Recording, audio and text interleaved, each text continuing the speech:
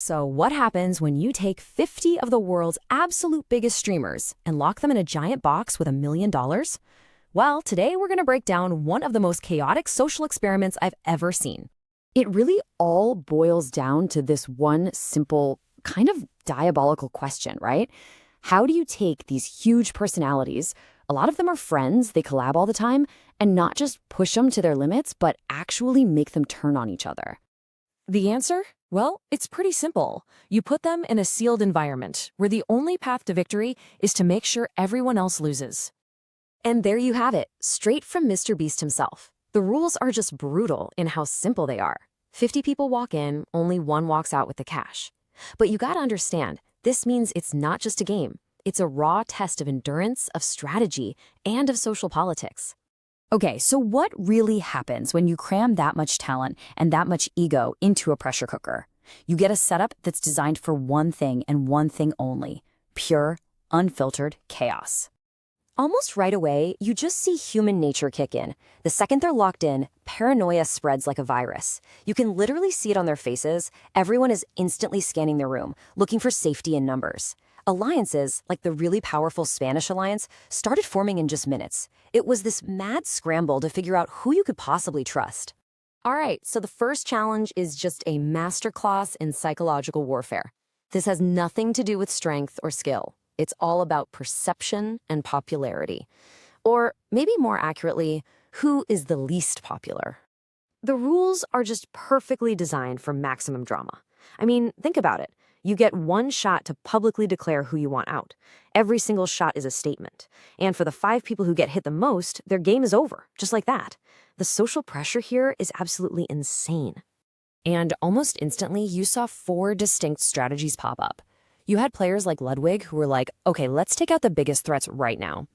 Then you had others who took a more reactive, kind of revenge-based approach. Then there were the safe players, just ganging up on anyone who was already getting shot at. And finally, you had the pacifists, who were trying to miss on purpose just to avoid making any enemies at all. This quote right here just perfectly captures the mood.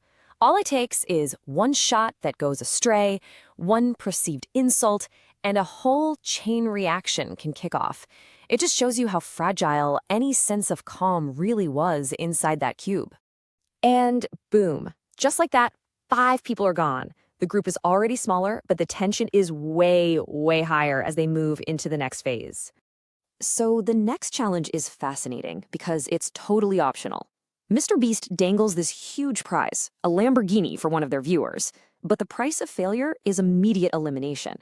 It's a pure test of risk versus reward. The rules are simple, but man, are they brutal. You have to volunteer, putting your entire game on the line just to guess when 10 minutes have passed. If you get it right, you're a hero to your community. But if you get it wrong, your shot at that $1 million is completely over. And look at this. Only 4 people took the risk. This is so telling, isn't it? Even with a Lamborghini on the table, the huge majority were already playing the long game for the million.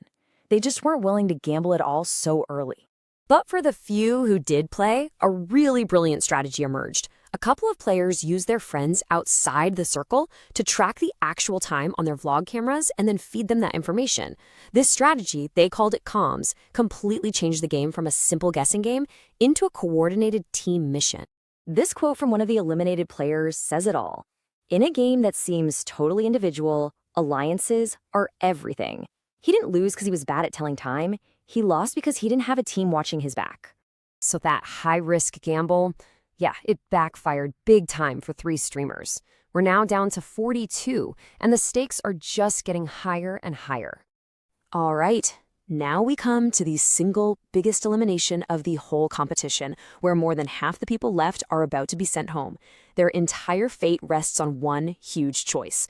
Where do their strengths really lie? The choice was simple: gaming or sports. 28 people decided to bet on their gaming skills, even knowing they'd be up against legends like Tfue. Only 14 chose sports, probably hoping for something a little easier. What's so wild is the logic behind each choice. Some people were really self-aware and others completely misjudged what was about to go down. And the results were just, you can't make this stuff up, pure chaos. Ludwig eliminates himself in this hilarious moment just by accidentally stepping out of the cube. Famous Fortnite pro Nika30 gets knocked out in the sports challenge of all things.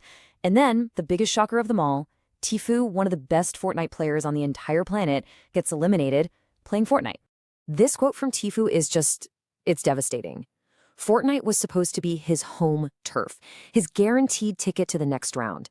His elimination sent a clear message to every single person left in this game: absolutely no one is safe. After that absolute bloodbath, only 20 remain. The game is officially in its final stage now, and the strategies that got them this far, well, they might not be enough to actually win. So after a bunch of challenges that were all about individual survival, the entire game gets flipped on its head. Now they're forced to do the one thing they've been trying to avoid: actually work together. Suddenly, your survival depends on being a good teammate. The rules sound simple, but the pressure is just crazy. Teams get exactly 10 seconds to memorize a super complex pattern on the floor. Then they have to race to their shape's location. The two worst performing teams are gone. The whole team. So this isn't just about memory. It's about clear communication and strategy under an insane time crunch. And this really is the ultimate question as we head into the endgame, isn't it? What's actually more valuable here? A team full of individual superstars, or a team that has the best chemistry and just works well together? That's the puzzle the final 20 have to solve, and the answer is going to decide who gets one step closer to that $1 million.